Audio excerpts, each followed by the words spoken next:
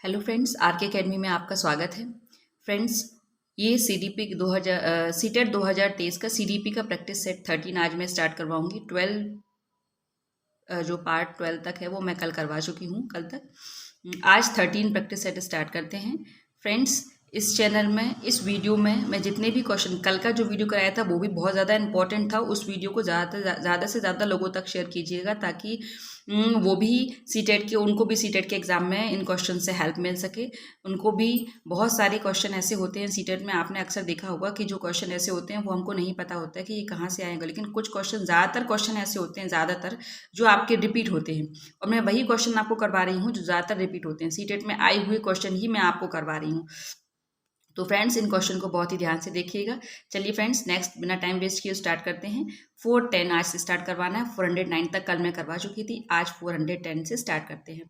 क्या कह रहा है फर्स्ट क्वेश्चन? कोहल वर्ग के सिद्धांत की एक प्रमुख आलोचना क्या है? प्रमुख आलोचना क्या है कोहल वर्ग के सिद्धांत की?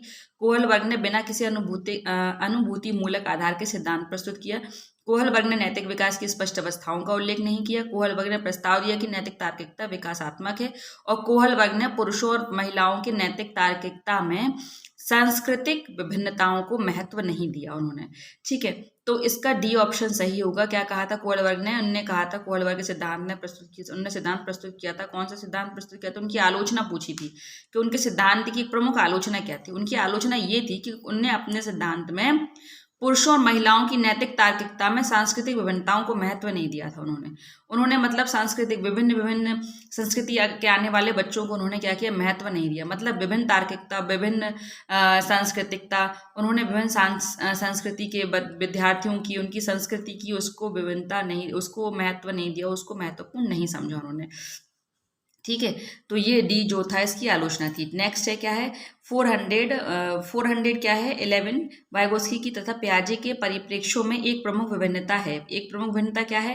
व्यवहारवादी सिद्धांतों की आलोचना, ज्ञान के सक्रिय निर्माताओं के रूप में बच्चों की संकल्पना, बच्चों को एक पालन पोषण का परिवेश उपलब्ध कराने की भूमिका, भाषा और चिंतन के बारे में उनके दृष्टिकोण। तो इसका सही आंसर क्या है फ्रेंड्स? भाषा और चिंतन के बारे में उनके सही दृष्टिकोण।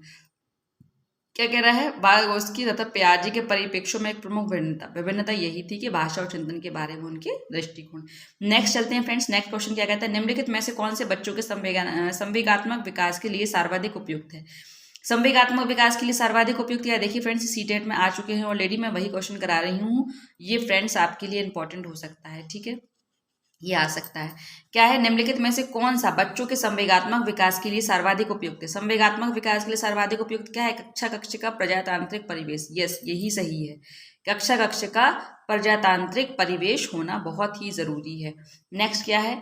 413 निम्नलिखित में से कौन प्रारंभिक बाल्यावस्था अवधि के दौरान उन भूमिकाओं एवं व्यवहारों के बारे में जानकारी प्रदान करते हैं जो एक समूह में स्वीकार्य हैं? तो इसका सही ऑप्शन होगा फ्रेंड्स, माता पिता एवं भाई बहन, ये एक समूह में स्वीकार्य होते हैं। सबसे पहले मैंने आपको बताया था कि जो प्रथम पाठशाला होती है वो परिवार ही होती है। प्रथम सामाजिकता जहाँ आपको देखने को मिलेगी बच्चे को, वो उसका परिवार ही होगा।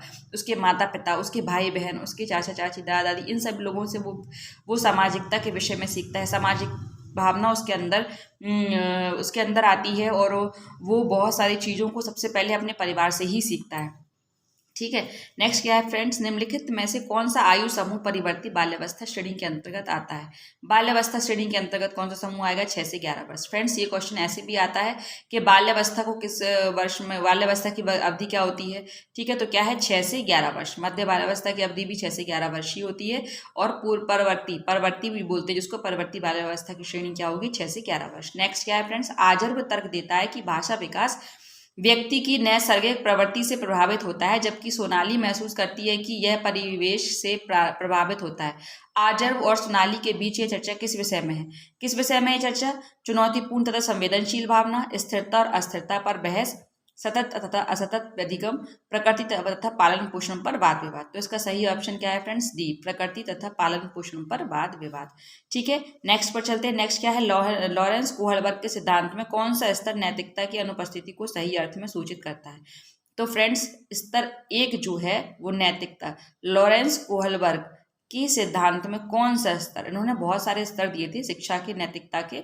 ठीक है, तो नैतिक शिक्षा के उन्होंने बहुत सारे स्तर दिए थे उन्होंने अपने सिद्धांत में, कोहलबर्ग ने। तो उनका जो फर्स्ट वाला स्तर है, ठीक है, फर्स्ट स्टेप जो है वो उसको नैतिकता की अनुपस्थिति को सही अर्थ में सूचित करता है, अनुपस्थिति को। ठीक है, नेक्स्ट क्या है, पियाजे के सिद्धांत के अनुसार निम्नलिखित में से कौन सा व्यक्ति के संज्ञानात्मक विकास को प्रभावित नहीं करता है। अच्छा, संज्ञानात्मक विकास को कौन प्रभावित नहीं करता है, देखिए, भाषा, परिपक्वन, सामाजिक अनुभव, क्रियाकलाप। तो इसमें सामाजिक अनुभव जो है वो संज्ञानात्मक विकास को प्रभावित नहीं करेगा। ठीक है, बी ऑप्शन जो होगा इसका वो सही होगा। चलिए फ्रेंड्स, नेक्स्ट पर चलते हैं। नेक्स्ट क्वेश्चन क्या कहता है हमारा, नेक्स्ट कहता है कि कोई भी नाराज हो सकता है। ठीक है, यह आसान है, परंतु यह सही व्यक्ति के ऊपर सही मात्रा में, सही समय पर, सही उद्देश्य के लिए सही तरीके से नाराज होना आसान नहीं है। यह संबंधित है, किससे संबंधित है, संवेगात्मक विकास से। फ्रेंड्स, ये सब क्या है, संवेगात्मक विकास के अंतर्गत ही आते हैं। नाराज होना, खुश होना, रोना, गुस्सा आना। ठीक है, ये सब क्या है आपके, ये सब संज्ञानात्मक विकास ही है, ये सब संवेगात्मकता ही उसके अंदर रहती है ये। ठीक है, तो ये क्या है, संवेगात्मक विकास से रिलेटेड होते हैं। ठीक है, तो ये ऑप्शन आप इस पे स्टार लगा लीजिए, ये क्वेश्चन बहुत ही इंपॉर्टेंट है, इसी टाइप के क्वेश्चन सीटेट में देखने को मिलते हैं। नेक्स्ट क्या है, एक बच्चा सदैव दूसरों के प्रति सहानुभूति दिखाता है, यह आदत क्या कहलाती है बताइए, विचार संबंधी आदत, नाड़ी मंडल संबंधी आदत, भावना संबंधी आदत या नैतिक आदत। ये भावना संबंधी आदत है कि दूसरों के प्रति सहानुभूति दिखाना, ये उसकी भावना, उसकी फीलिंग्स को प्रकट करता है। ठीक है, नेक्स्ट क्या है 420, बच्चे का किस प्रकार का विकास विद्यालय में शिक्षक द्वारा प्रभावित होता है। शिक्षक द्वारा प्रभावित होता है वह है ये सभी, मानसिक, संवेगात्मक और सामाजिक, ये सभी जो है वो शिक्षक के द्वारा प्रभावित होते हैं। नेक्स्ट क्या है 421, कोहलबर्ग के अनुसार वह स्तर जिसमें बालक की नैतिकता दंड के भय से नियंत्रित हो रहती है, यह क्या कहलाता है, यह कहलाता है पूर्व नैतिक अवस्था होती है। ठीक है, पूर्व नैतिक अवस्था कौन सी कहलाती है, जब बच्चे में नैतिकता, उसके अंदर जो डिसिप्लिन आता है वो एक दंड के, मतलब एक उसको पनिशमेंट की वजह से जो उसको डर रहता बैठा रहता है, उस वजह से वो डिसिप्लिन में रहता है। ठीक है, किस वजह से कि उसको अगर वो उसमें डिसिप्लिन में नहीं रहेगा तो क्या होगा, उसको पनिशमेंट मिलेगा, है ना।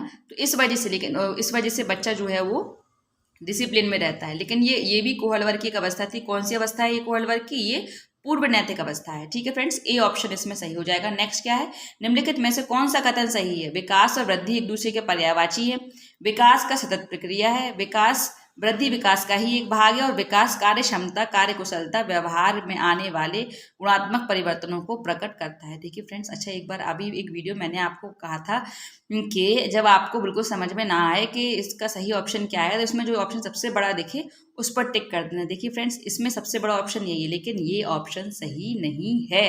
देखिए इसका सही ऑप्शन क्या है, ए।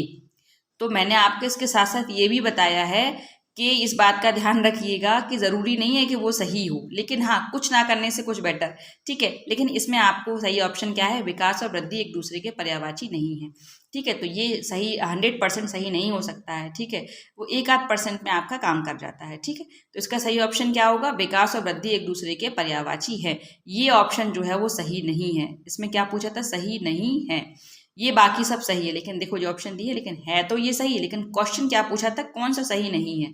अच्छा, बच्चे इसमें बहुत मिस्टेक कर देते हैं, गलती जल्दबाजी में वो क्या करते हैं, ये जो नहीं वर्ड है ना, ये नहीं देखते। अगर ये नहीं वर्ड की जगह नहीं देखते हैं तो उसकी वजह उनका गलत हो जाता है। ठीक है, तो इसमें क्या है, विकास एक सतत प्रक्रिया है, ये भी बात सही है। विकास जो वृद्धि है वो विकास का ही एक भाग है, ये भी बात सही है। और विकास कार्य क्षमता, कार्य कुशलता, व्यवहार में आने वाले गुणात्मक परिवर्तनों को प्रकट करता है, ये भी बात बिल्कुल सही है। तो इसका फ्रेंड्स सही ऑप्शन क्या होगा, ए। निम्नलिखित में से कौन सी नैतिक आदत नहीं है। अच्छा देखिए, ये भी यही है कि कौन सी नैतिक आदत नहीं है, सत्य बोलना, सही उच्चारण करना, सहानुभूति दिखाना, जीवों पर दया दिखाना। तो कौन सा आदत सही नहीं है इसकी, तो ये सही उच्चारण करना, ये जो आदत नैतिकता की सही नहीं है। ठीक है, नेक्स्ट क्या है, निम्नलिखित में से कौन सी एक बालक की मनोगत्यात्मक गतिविधि नहीं होती है। अच्छा, मनोगत्यात्मक विधि कौन सी नहीं होती है बताइए, मनोगत्यात्मक विधि नहीं होती है सोचना।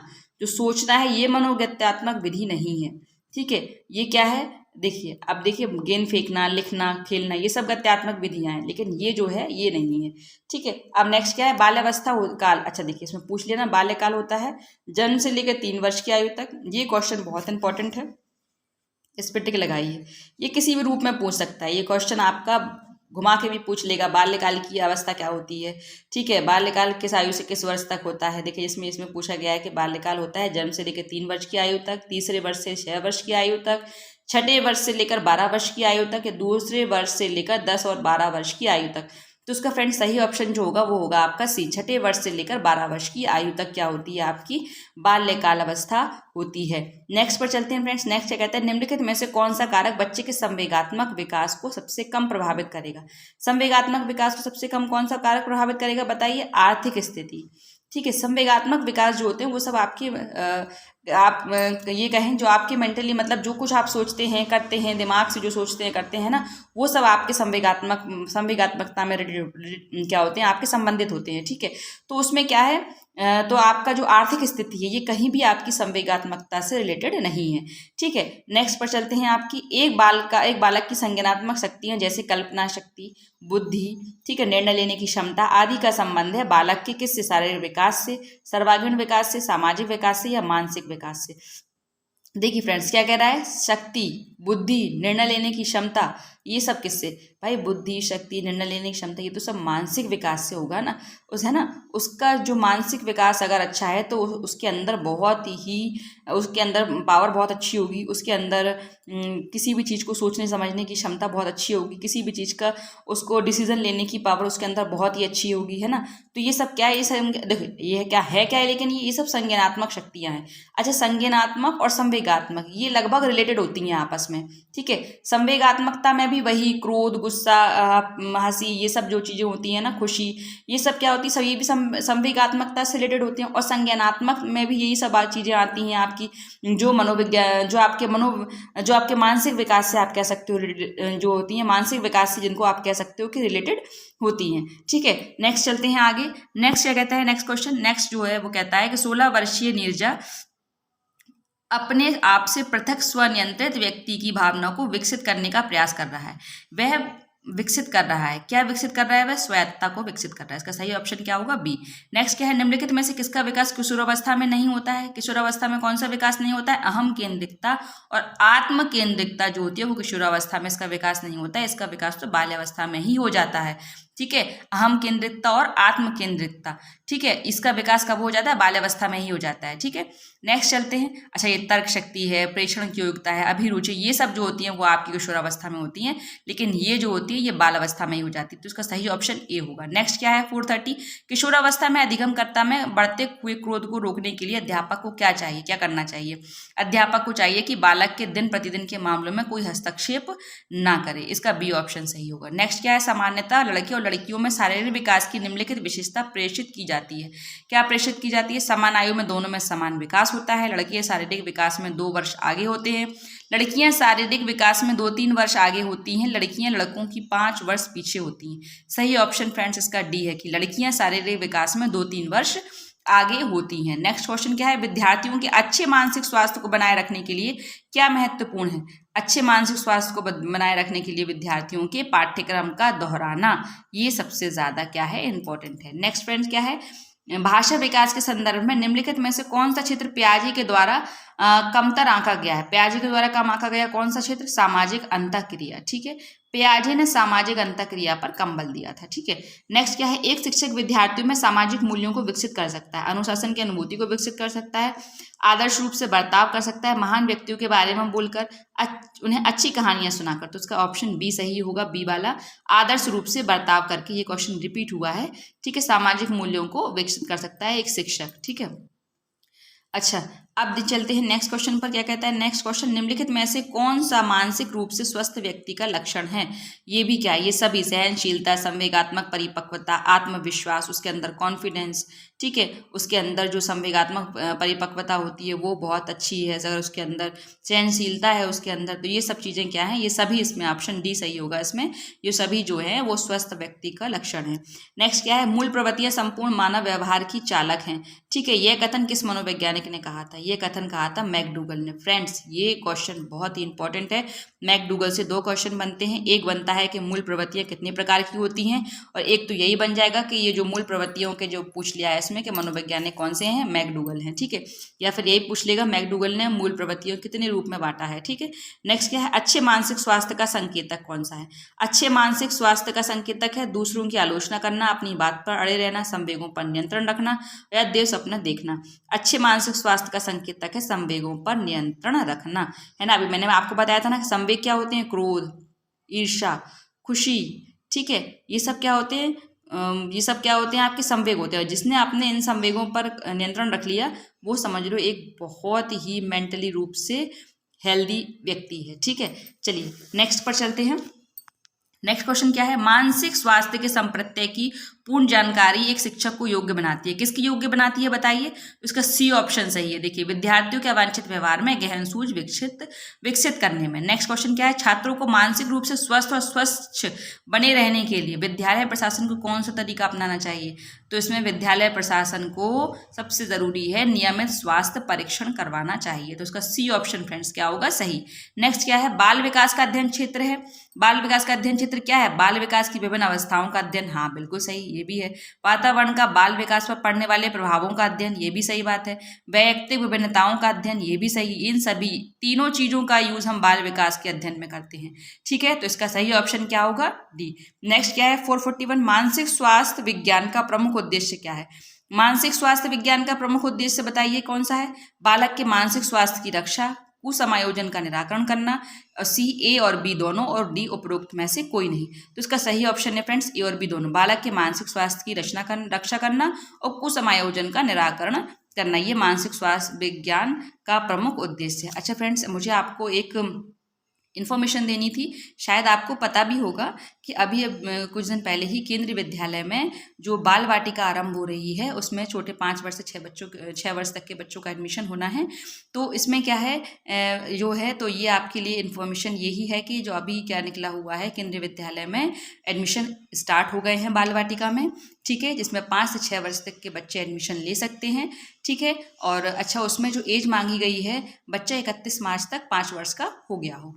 ठीक है, और इसमें एक चीज़ और भी है, ये चीज़ आपके लिए भी गुड न्यूज़ इसमें ये है कि बच्चों के साथ साथ इसमें टीचर्स की भी वैकेंसी निकली है कॉन्टेक्चुअल। ठीक है, और इन टीचर्स की जो आपसे आप कह सकते हो इन टीचर्स की आपके लिए जो योग्यता मांगी गई है, टीचर्स की योग्यता मांगी गई है, वो टीचर्स की योग्यता है इसमें टीचर्स एनटीटी किए हुए हो। ओके फ्रेंड्स, तो ये जो आप गुड न्यूज़ भी कह सकते हैं, आपके लिए गुड न्यूज़ भी है और बच्चों के लिए भी है। ठीक है, तो इसमें जिनके बच्चे 5 से 6 वर्ष के हैं वो एडमिशन ले सकते हैं। ठीक है, और अभी एक्चुअली इसी साल से ये अभी से स्टार्ट हुई है, इसी साल से ही स्टार्ट हुई है ये बाल वाटिका केंद्रीय विद्यालय में। तो इसमें ज़्यादातर आप अगर अपने बच्चों का एडमिशन कराएंगे तो ज़्यादातर बच्चों के एडमिशन हो जाएंगे, वरना काफ़ी प्रॉब्लम्स होती है। इसमें बहुत सारे क्राइटेरिया होते हैं एडमिशन के लिए, तो इसमें एडमिशन नहीं हो पाता है ज़्यादातर बच्चों का। लेकिन बाल वाटिका में अभी क्योंकि ये स्टार्ट हुई है, तो इसमें अगर आप अपने बच्चों का एडमिशन कराएंगे तो ज़्यादातर बच्चों के एडमिशन इसमें हो जाएंगे अभी इस टाइम। ओके फ्रेंड्स, चलिए तो नेक्स्ट स्टार्ट करते हैं। 442 क्या कहता है, परिवार बच्चे को निम्न प्रकार से शिक्षा देता है। किस प्रकार से? औपचारिक रूप से, अनौपचारिक रूप से, जानबूझकर या नियमित रूप से। तो इसमें है परिवार बच्चे को निम्न प्रकार से शिक्षा देता है अनौपचारिक रूप से। नेक्स्ट क्या है 443, शारीरिक वृद्धि और विकास को कहते हैं। शारीरिक वृद्धि और विकास को क्या कहते हैं? तत्परता, गतिशीलता, अभिवृद्धि और अनुवांशिकता। तो अभिवृद्धि कहते हैं, शारीरिक वृद्धि और विकास को क्या कहते हैं? अभिवृद्धि। नेक्स्ट है फ्रेंड्स, बाल मनोविज्ञान के आधार पर कौन सा कथन सर्वोत्तम है? बाल मनोविज्ञान के आधार पर सारे बच्चे एक जैसे होते हैं, कुछ बच्चे एक जैसे होते हैं, या कुछ बच्चे विशिष्ट होते हैं, प्रत्येक बच्चा विशिष्ट होता है। तो बाल मनोविज्ञान के आधार पर प्रत्येक बच्चा कैसा होता है? विशिष्ट होता है। ठीक है, नेक्स्ट क्या है, बाल विकास में प्रक्रिया पर बल है, वातावरण और अनुभव की भूमिका पर बल है, गर्भावस्था से किशोरावस्था तक का अध्ययन होता है। यह उपरोक्त सभी बाल विकास में इन सभी चीज़ों का अध्ययन होता है। अच्छा, अब आप समझ सकते हैं ये क्वेश्चन और भी प्रकार से पूछा जा सकता है। पूछिए कैसे? बाल विकास में प्रक्रिया पर बल होता है। ठीक है, तो इसमें आप इतना समझ सकते हो कि बाल विकास में किस किस चीज़ों का अध्ययन होता है। देखिए, प्रक्रिया पर बल पर, वातावरण अनुभव की भूमिका पर बल होता है, गर्भावस्था से किशोरावस्था तक का अध्ययन होता है। ठीक है, तो ये सभी, इसमें डी ऑप्शन क्या होगा? सही होगा। ठीक है, बाल अवस्था में या बाल विकास में इन सभी चीज़ों का अध्ययन होता है। नेक्स्ट पे आ जाते हैं 446, बाल विकास का अध्ययन क्षेत्र है। बाल विकास की विभिन्न अवस्थाओं का अध्ययन, वातावरण का बाल विकास पर पड़ने वाले प्रभावों का अध्ययन, वैयक्तिक विभिन्नताओं का अध्ययन और उपरोक्त में से सही, उपरोक्त सभी। तो ये डी ऑप्शन इसका सही होगा। बाल विकास का अध्ययन क्षेत्र कैसा है? ये तीनों है, इसके ऑप्शन सही है। डी ऑप्शन इसका जो क्या है वो बिल्कुल सही है। तो फ्रेंड्स, आज के ये थे 446 क्वेश्चन। कुछ क्वेश्चन और रह गए हैं, उसको भी मैं 1-2 वीडियो में कंप्लीट करा दूंगी आपको। तो फ्रेंड्स, अगर ये वीडियो आपको अच्छा लगा हो, अगर आपको मेरे क्वेश्चन सिलेक्टेड लगे हों, आपको लगते हैं कि हाँ ये क्वेश्चन जो मैं कंटेंट लेकर आई हूँ, जो मैं क्वेश्चन लेके आई हूँ, ये वास्तव में ये सिलेक्टेड हैं, तो प्लीज़, और मेरे क्वेश्चन को, मेरा मानना है कि ये क्वेश्चन मैं जो करवा रही हूँ इसमें से आपको क्वेश्चन आपके सीटेट के एग्जाम में देखने को ज़रूर मिलेंगे, पक्का मिलेंगे, ठीक है, 100% मिलेंगे। तो मैं आपसे यही कहूँगी कि प्लीज़ आप इस वीडियो को ज़्यादा से ज़्यादा लोगों तक शेयर कीजिए ताकि उनको भी ये कंटेंट मिल सके, उनको भी सीटेट के एग्जाम में हेल्प मिल सके। तो फ्रेंड्स, अगर आपको वीडियो अच्छा लगा हो तो प्लीज़ चैनल को सब्सक्राइब, लाइक और शेयर ज़रूर कीजिए। Thank you.